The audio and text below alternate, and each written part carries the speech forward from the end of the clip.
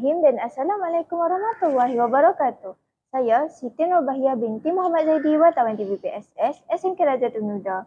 Hari ini merupakan hari yang istimewa kerana buat julung kalinya pihak TVPSS mengadakan temu bual bersama dengan orang yang sangat dihormati di SMK Rajatul Huda. Mesti korang tertanya-tanya siapa je orang yang kami hormat dekat SMK Rajatul Huda ni.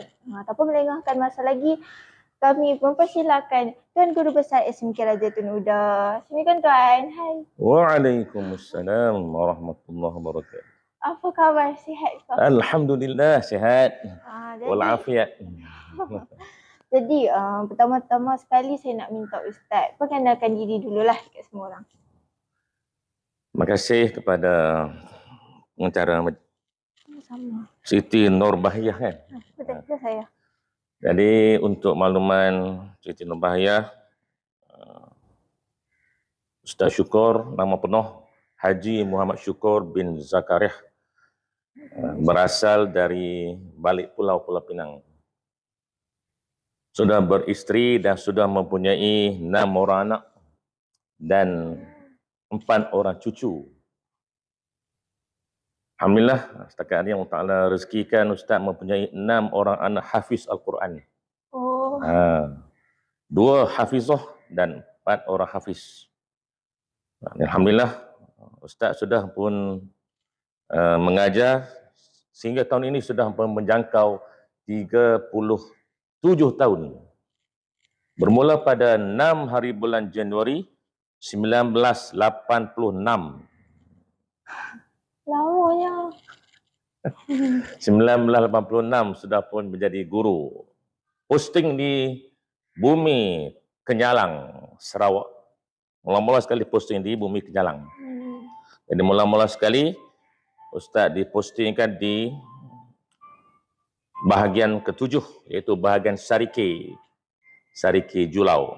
Dia ditempatkan di sekolah kerajaan Ulu Entabai.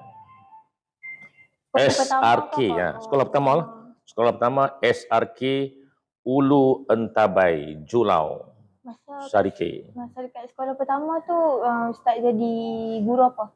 Mula-mula sekali Ustaz ditempatkan di kawasan orang-orang Iban. Oh.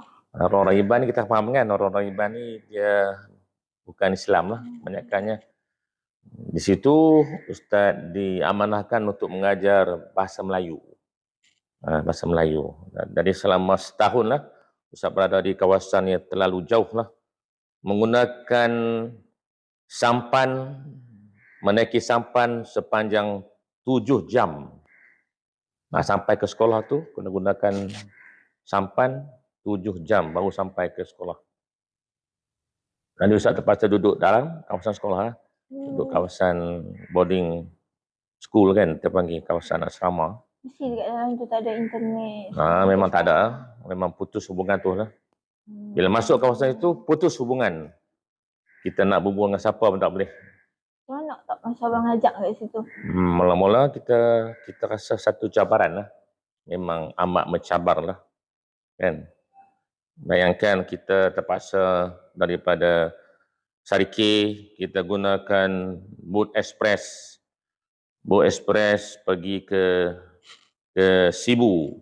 Daripada Sibu naik pula boat express yang kedua, naik pula ke Sarike. Dari Sarike kena naik taksi 2 jam. Daripada Sarike ke Pakan tu perjalanan 2 jam. Daripada Pakan pergi ke Engkabut 1 jam, kena naik lori. Lepas naik lori kena naik sampan 7 jam. Perjalanan yang panjang.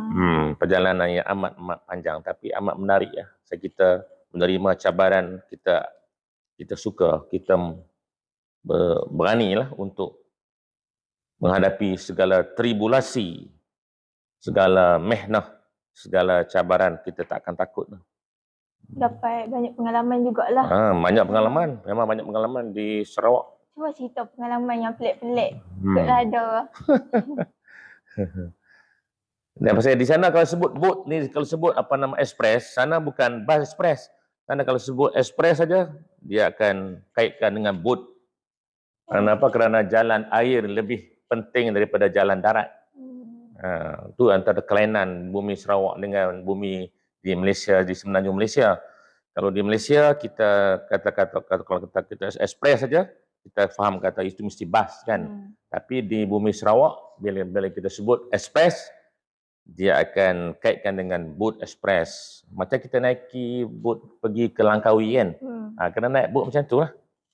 Ferry kita panggil kan, kita naik ferry kan. Ferry dari Pulau Pinang ke Langkawi. Kena naik boat macam tu lah. Jadi semua tempatnya memang menggunakan jalan air sebagai jalan yang paling utama lah. Kan. Jadi Ustaz first tu jadi cikgu BM dulu lah. Mula-mula BM. Bila tukar kat sekolah lain, jadi cikgu BM untuk apa? Jadi bila Ustaz berpindah ke tahun yang kedua, Ustaz jumpa dengan Tuan PPD. Ustaz kata, saya tak kisah walaupun kawasan pedalaman saya sanggup pergi. Cuma saya minta lah, Ustaz beritahu Ustaz Merayu kan. Kalau boleh bagilah kawasan tu kawasan yang ada orang-orang Islam.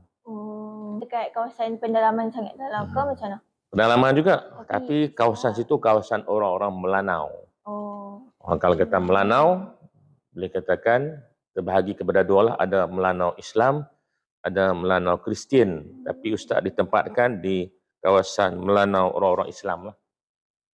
Jadi di situlah mula Ustaz diberikan peluang untuk jadi imam surau, diberi peluang untuk jadi imam masjid, diberi peluang untuk menyampaikan khutbah Jumaat. Tadi pada usia yang baru 24, Ustaz sudah pun menyampaikan khutbah Jumaat di masjid mana? Masjid Kuala Matu. Masjid Kuala Matu. Dengan usia yang sangat muda masa tu. Jadi dalam usia muda kita sudah pun ada peluang, diberikan peluang untuk menjadi imam dan khatib pada sembahyang Jumaat. Jadi Ustaz menerima cabaran tu. Alhamdulillah. Lepas tu bila dah lama dah kan Ustaz jadi pendidik ni kan.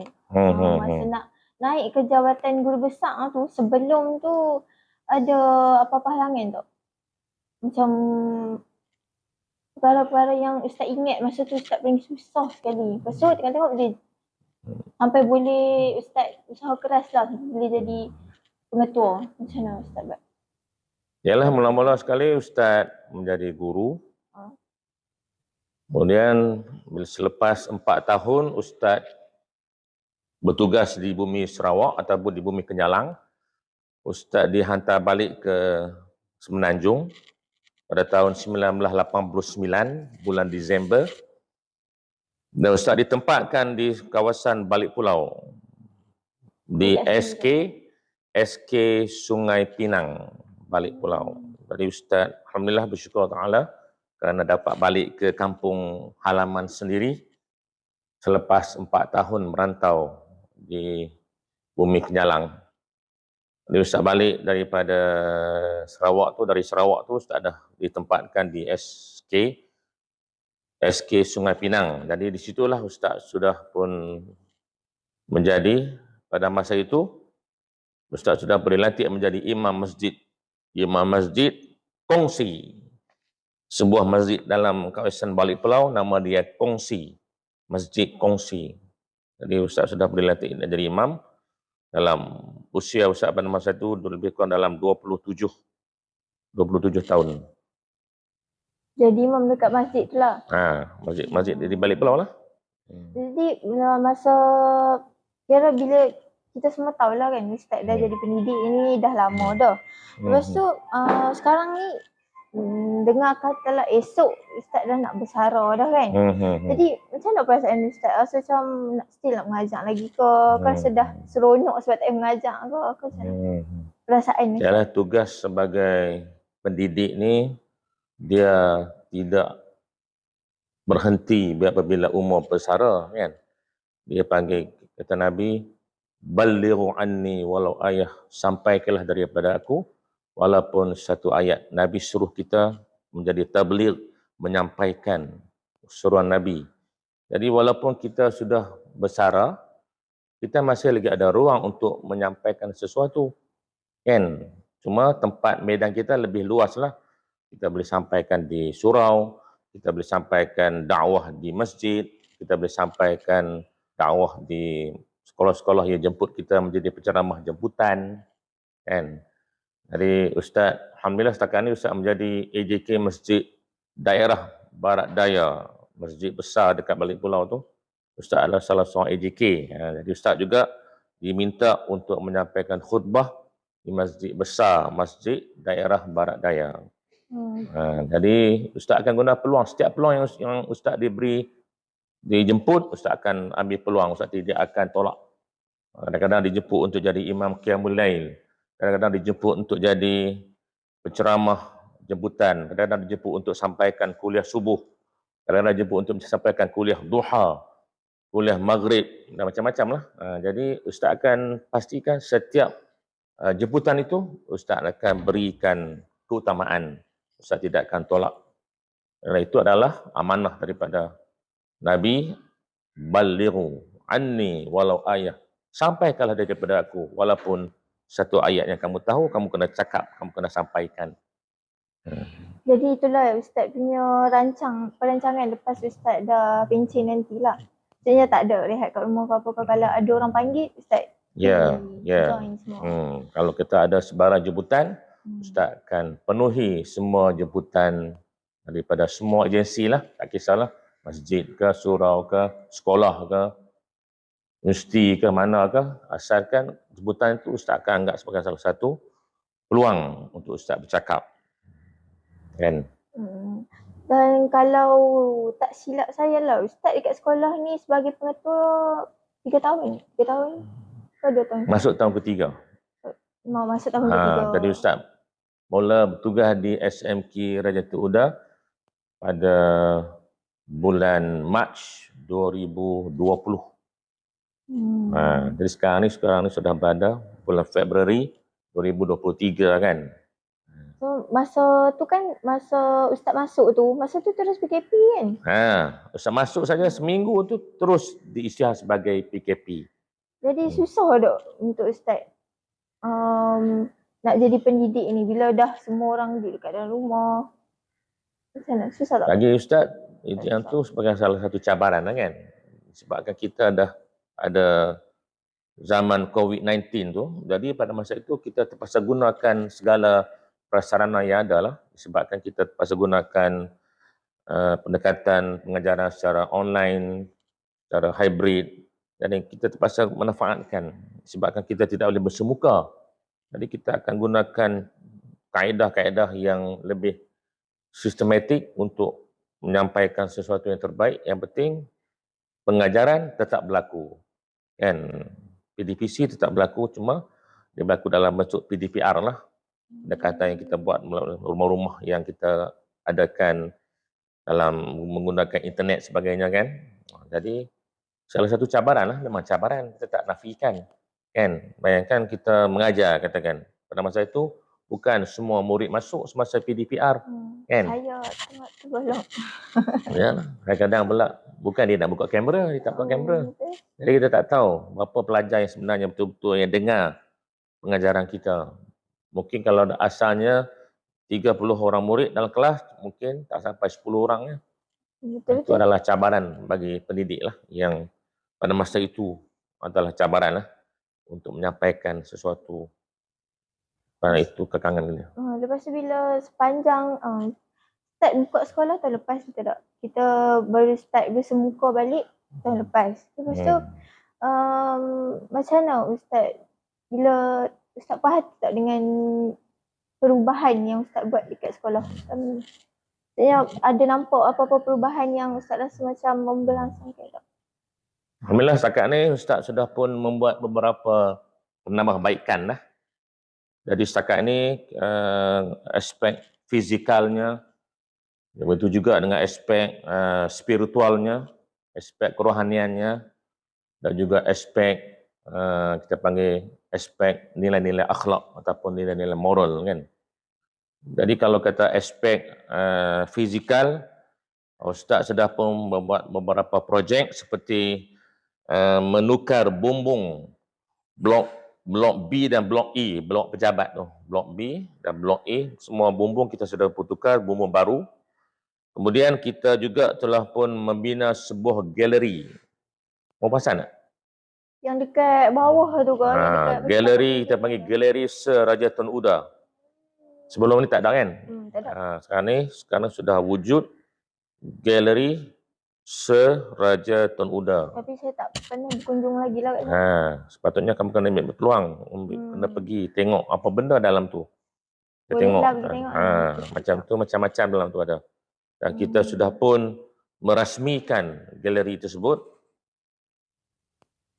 Dirasmikan oleh Tuan Pengarah, Tuan Haji Abdul Rashid bin Abdul Samad sudah pun merasmikan galeri Sir Raja Tun Uda, dan juga sudah pun kita sudah pun membuat promosi buku Sir Raja Tun Uda. Jadi kita sudah mengeluarkan buku yang lengkap, biodata, biografi Sir Raja Tun Uda. Antara buku yang paling lengkap lah setakat ini, dimaklumkan oleh keluarga Sir Raja Tun Uda, iaitu Raja Arsyad dan juga Raja Fauziah, menyatakan bahawa ini antara buku-buku yang paling lengkap yang pernah dibuat sebelum ni. Sebelum ni tak pernah berlaku lagi, tak pernah buat lagi buku. Jadi sekarang ni kita rasa satu kemanisan, satu kenikmatan apabila SMK Raja Tun Uda boleh menerbitkan sebuah buku mengenai biografi dan juga biodata memo tentang Sir Raja Tun Uda. Jadi salah satu sumbangan kita lah yang besar kepada masyarakat. Sebab hari tu pun kami pernah buat lawatan kat jumpa sendiri dengan pengasas sekolah kami tu. Memang Sir Raja Tun Uda tu dia dah meninggal, jadi kami sempatlah berpeluang tengok dia punya anak-anak dia bercakap kat depan tu. Jadi sekarang soalan dia berbalik kepada Ustaz punya perjalanan hidup. Bila saya nak tanya, kalau Ustaz pernah tak, biasalah kita ni kan manusia kan, mesti ada macam ada bisikan-bisikan yang kata stop lah buat benda ni, dah penat, tak yalah menyebarkan kebaikan, buat benda-benda baik. Mesti ada kan benda macam tu. Jadi apa Ustaz buat bila benda tu jadi? Kita kena lawan lah, kita tak boleh ikut. Itu adalah bisikan-bisikan syaitan yang akan mengganggu gugat kita punya karier kita. Jadi Ustaz boleh terangkan tak cara macam mana Ustaz zikir banyak ke, solat? Jadi maksud dia kita kena lawan, kita tak boleh ikut. Bila kita datang bisikan-bisikan yang negatif tu, kita kena lawan, kita kena disebut sebagai kita kena mujahadah. Kita kena lawan, kita tak boleh mendengar bisikan-bisikan yang negatif. Jadi maksud dia, kalau contoh kan, dia kata tak salah duk pergi dan tak payah duk pergi program lah, duduk di rumah yang lebih baik. Kita tak boleh sebagai orang Islam, sebagai orang yang umat Nabi, umat yang Nabi mempunyai salah satu sifat dia, sifat tabligh, iaitu menyampaikan. Kan? Nabi seorang manusia yang sentiasa menyampaikan surah Islam di mana saja dia pergi. Jadi kita kena ikutilah contoh Nabi kan. Allah Ta'ala menyebut, laqad kana lakum fi rasulillahi uswatun hasanah. Sesungguhnya pada diri Nabi itulah mempunyai contoh tauladan yang kamu kena ikuti, kamu kena contohi, kamu kena jadi sebagai role model kepada kamu. Bila kamu ingin berjaya, kamu kena jadikan Nabi sebagai role model. Jadi bila tuan Ustaz ni lemah semangat ke apa ke, Ustaz bagi jadikan Nabi sebagai role model lah untuk teruskan perjuangan Ustaz. Memang betul. Jadi kita jangan jadi rasa lemah, jangan kita rasa letih, jangan kita rasa, pasal kita ingat kita akan mati sekali ya. Hidup, Allah Ta'ala bagi kita rezeki 60 tahun ke, 70 tahun ke, berapa yang Tuhan bagi usia kita, gunakan setiap kesempatan untuk membuat kebajikan. Jangan kita rasa lemah, jangan kita rasa letih, jangan kita rasa lesu.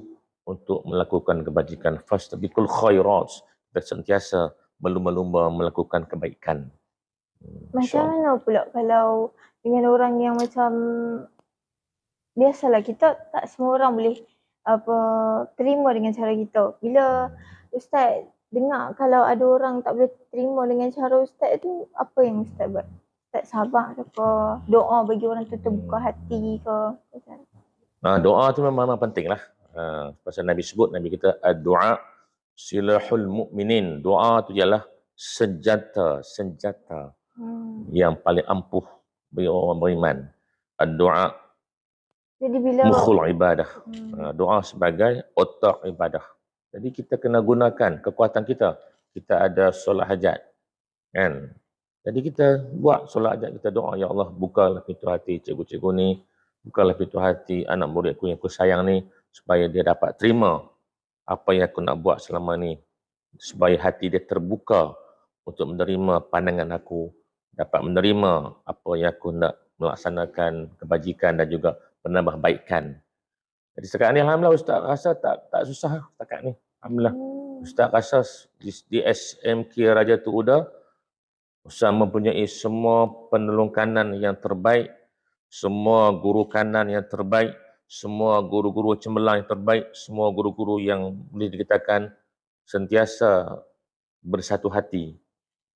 Ustaz rasa Ustaz tak ada rasa dengan cikgu ni ada masalah, dengan cikgu ni ada masalah. Tidak ada. Bagi Ustaz tidak ada seorang pun yang ada masalah dengan Ustaz. Ustaz merasai bahawa semua guru adalah aset kepada Ustaz.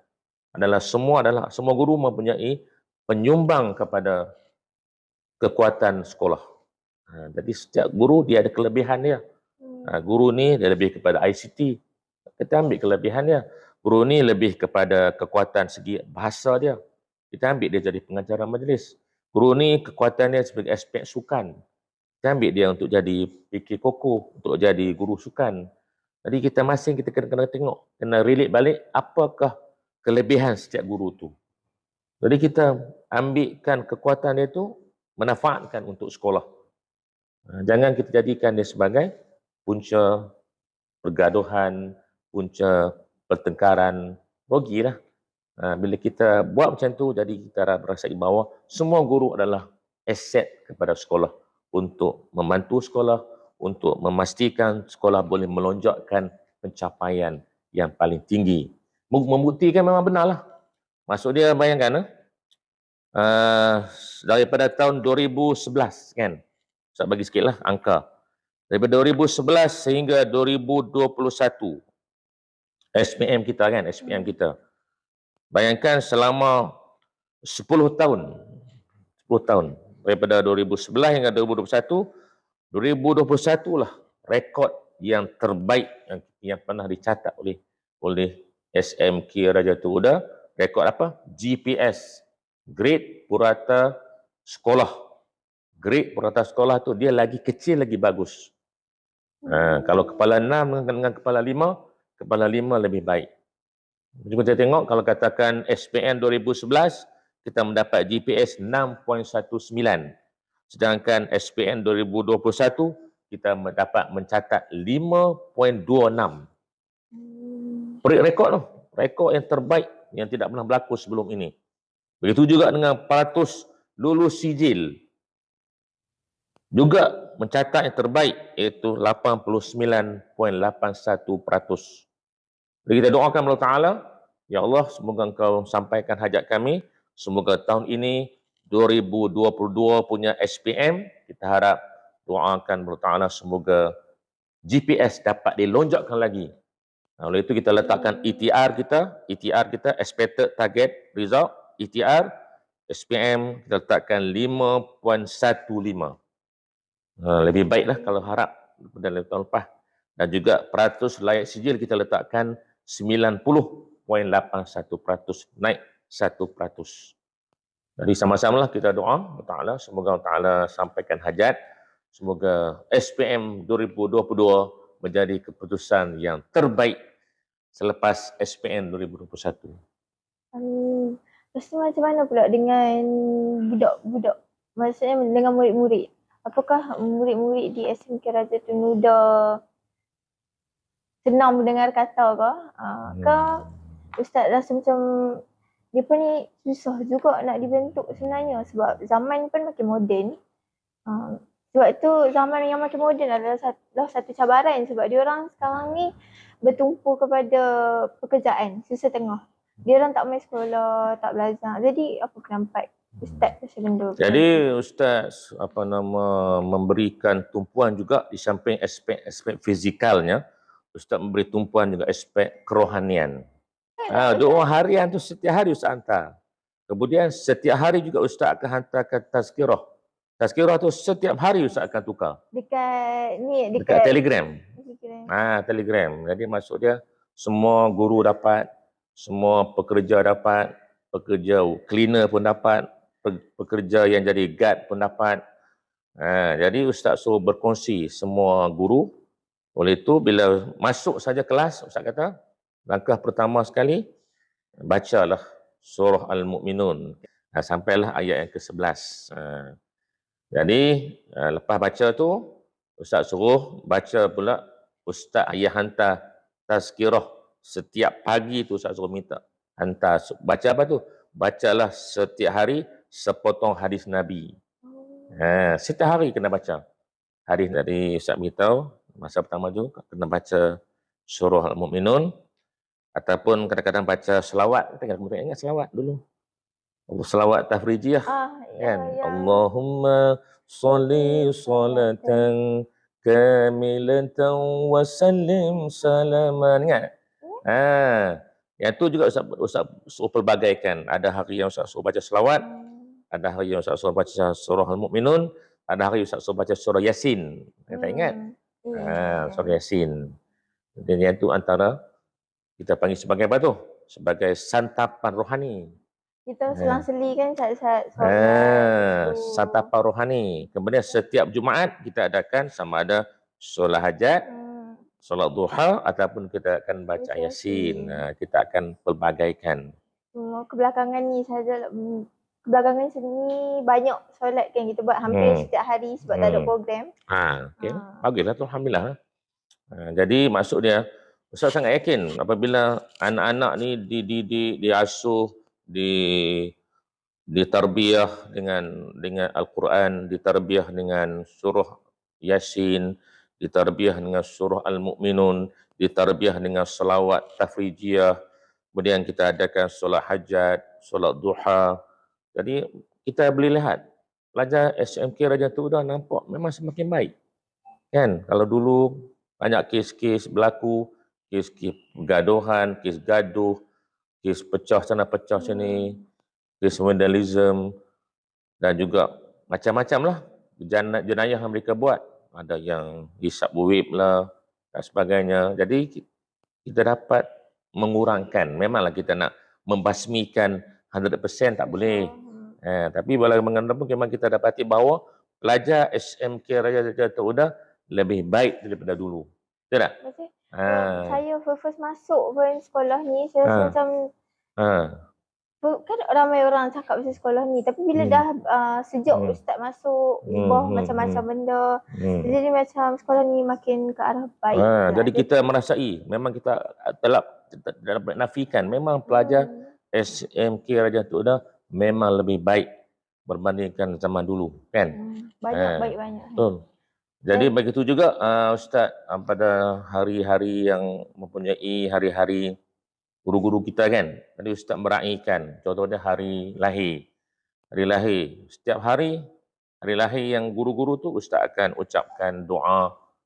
Semoga Allah Ta'ala memberkati setiap guru kita dan juga setiap AKP kita yang hari lahir itu kita raihkan. Kita berikan doa yang terbaik. Jadi maksud dia salah satu benda yang ada kita akan rasa seronok kan. Masa kita sentiasa peringat.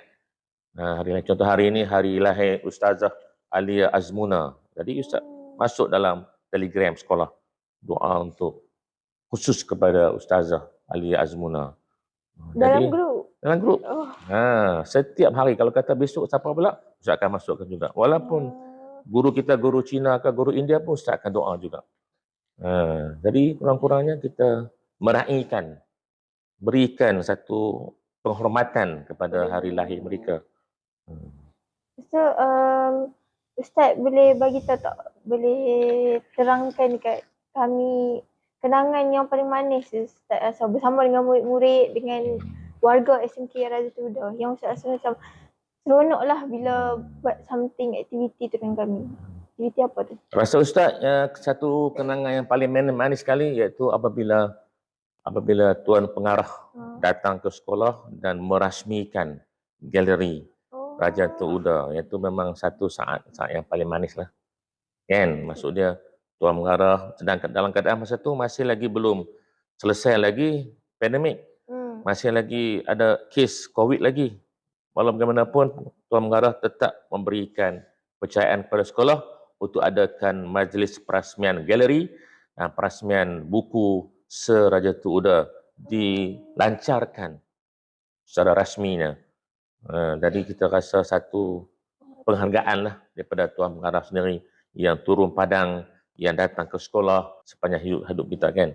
Jadi Alhamdulillah itu satu kenangan manis Ustaz yang Ustaz rasa takkan lupa sampai bila-bila, iaitu apabila Raja Arsyad turun ke sekolah, bayangkan datang daripada KL tu, susah payah untuk meraihkan hari pelancaran buku dan juga hari pelancaran galeri Raja Tuda.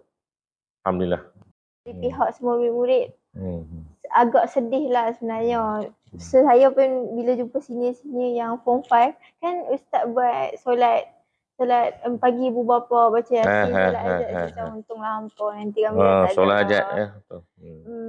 Jadi kami semua pun macam sedih lah sebab Tuan Guru Besar dah nak bersara. Lagi satu kami nak doakan untuk Tuan Guru Besar agar dimudahkan segala urusan di masa hadapannya. Amin. Dan terima kasih sebab dah banyak sangat dah berjasa dari dekat sekolah kami. Ya. Memang Ustaz sangat-sangat kita panggil apa? Memang Ustaz sangat-sangat memberi tumpuan dalam solat hajat ni. Pasal Ustaz dah melalui banyak dah pengalaman. Dan pengalaman yang amat miracle, kita panggil miracle. Satu benda yang sangat ajaib lah. Sangat ajaib. Banyak pengalaman Ustaz dah. Jadi contoh dia, bayangkan orang yang tidak pernah daftar haji kan. Ustaz tak pernah daftar haji sebelum ni. Dari tahun itu juga Ustaz daftar haji. Tahun itu juga Ustaz boleh tunaikan fardu haji. Pelik tak? Orang jarang, orang saya tunggu lama. Orang kalau daftar haji tahun ni, dia boleh pergi haji lagi 20 tahun ni. Baru boleh. Jadi Ustaz nekat. Ustaz kata aku akan pergi haji tahun ni juga. Hari Ustaz semai hajat 12 rakaat setiap hari, baca Yasin setiap hari, tak tinggal baca Yasin, solat hajat. Yasin, solat hajat. Setiap hari tu doa, ya Allah, Kau pilihlah aku, ya Allah, untuk jadi tetamumu dalam masa yang terdekat ini. Allah Ta'ala dengar segala bisikan kita, segala permintaan kita. Udu'uni astajib lakum. Minta kata Tuhan, minta dekat aku. Mohon dekat aku, minta dekat aku. Akan aku tunaikan segala permintaan kamu.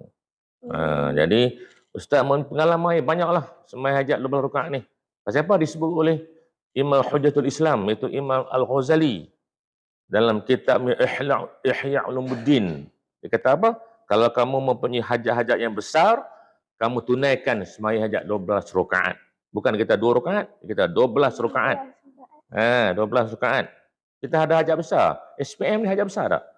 Besar lah, memang besar. SPM adalah hajat yang besar. Hajat yang kabir, yang kubra. Yang kita harap memang kita sangat-sangat pasrah dengan Allah Ta'ala. Ni zaman sekarang ni kan. Dekat-dekat nak exam ni. Kita nak minta siapa lagi?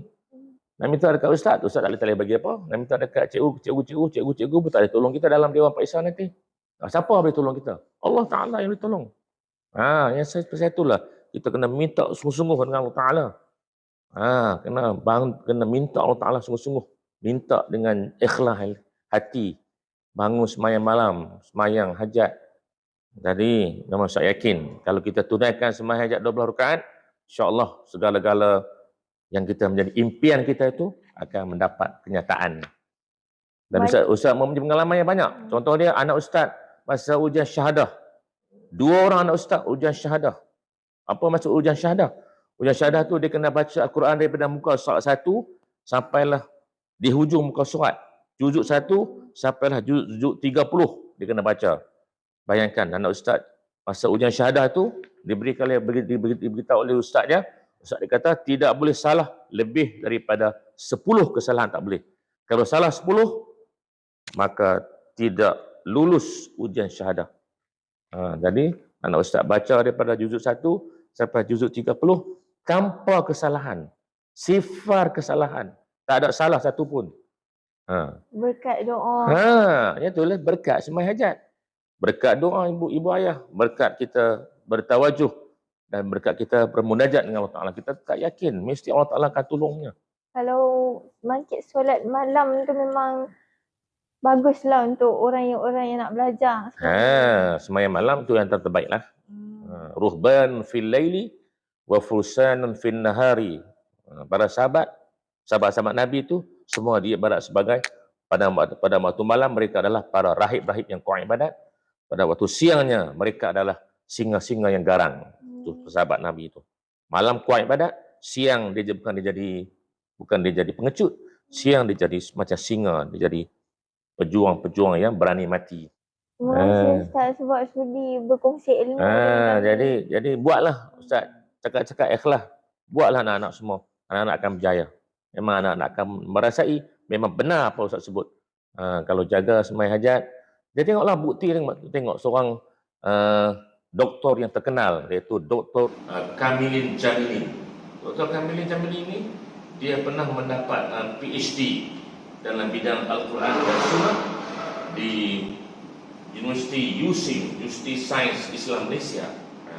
Bayangkan dalam satu convocation dia, semasa dia buat satu convocation dia pada tahun 2018, pada masa itu dia kata dia berjaya bukan sebab dia pandai, tidak. Dia berjaya sampai selesaikan dia punya thesis PhD dia kerana di belakangnya ada seorang insan yang bernama Ibu. Dia kata dia berjaya bukan kerana dia pandai, tak, kerana doa daripada seorang ibu. Setiap hari dia kata ibu dia berjam-jam doa untuk dia. Dia kata hari ibu dia sembahyang duha, dia kata hari ibu dia sembahyang hajat, dia kata hari ibu dia sembahyang tahajud. Kemudian dia kata pula bila dia nak periksa, ibu dia akan puasa sunat. Itulah rahsia dia. Satu rahsia sembahyang hajat, satu lagi rahsia puasa sunat. Seorang ibu kepada anak. Dan kita dah masuk ke topik ibu bapa ni, boleh tak Ustaz terangkan sikit apa pentingnya berkat ibu dengan bapa ni? Walaupun kadang-kadang semua murid kita ada macam banyak problem, kadang family apa semua, kadang ada tak okey, mak tak okey. Dia bila masa tu dia akan macam simpan perasaan tak suka. Bila benda tu sebenarnya boleh ke tak boleh ke, ataupun ada efek dekat kehidupan kita? Mesti ada berkaitannya. Pelajar tu dia tidak akan berjaya kalau dia ada masalah hubungan dengan ibu ayah. Dia tak akan berjaya. Confirm dia tak akan berjaya. Walaupun ayah atau ibu dia tu sejahat mana sekalipun, kita kena. Ya, betul. Sejahat mana pun kita tetap kena taat, kita tetap kena patuh, kita tetap kena hormat. Maksudnya kata Nabi, muliakan ibu kamu, muliakan ibu kamu, muliakan ibu kamu. Dan 2 kali, 3 kali. Kemudian dia kata, ummuka. Sahabat tanya, ya Rasulullah, siapa aku kena taat, aku kena hormat? Kata Nabi, ummuka, ummuka, ummuka. Ibu kamu, ibu kamu, ibu kamu. Kali keempat pun Nabi kata abuka, barulah kamu. Dia kata bapa kamu. Bermakna darjat ibu tu 3 kali ganda lebih tinggi daripada darjat seorang ayah. Jadi bermakna anak-anak yang nak berjaya mestilah sentiasa menjaga, menatang hati ibu. Jangan menggurisi hati ibu. Jangan bagi ibu kita kecil hati. Bila ibu kita kecil hati, kita bukan anak soleh, kita bukan anak solehah, kita sudah menjadi anak berhaka. Bila ibu kita menangis kerana perbuatan kita, kerana cakapan kita yang tajam, yang menikam hatinya, Bermakna kita sudah menjadi anak-anak yang durhaka. Kita kena ingat, fala taqul lahum uffin, kata Tuhan. Jangan kata pada mak kamu, walaupun perkataan tak boleh, pun tak boleh. Tak boleh sebut kata yang tak elok, tak boleh. Tak boleh langsung menengking mak, cakap kasar dengan ibu, cakap kasar dengan ayah, tidak boleh langsung. Kena cakap baik-baik. Itulah insan yang kita kena paling romantik bercakap. Dia panggil. Cakap, ya mak, ya ibu, ya mama, ya ayah. Cakap lemah lembut. Bukan, nak balik ni. Yang itu bukan anak soleh. Itu anak toleh kita panggil. Tapi cakap dengan girlfriend, cakap baik-baik. Tapi cakap dengan mak, terajai. Jangan nak syurga, tak ada syurga lah kamu. Syurga di bawah tapak kaki ibu. Ingat, syurga di bawah telapak kaki ibu. Kalau kita ingin masuk syurga, kena jaga hati ibu, kena tatang dengan minat penuh.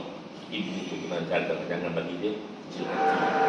InsyaAllah, kalau kita jaga ibu ayah, kita jaga dengan cantik ibu ayah doa kepada kita, insyaAllah segala doa ibu kita Tuhan akan makbulkan. Segala doa ayah kita Tuhan akan makbulkan. Pasti kita akan percaya. Confirm. Semua pakar-pakar motivasi. Tanyalah Dr.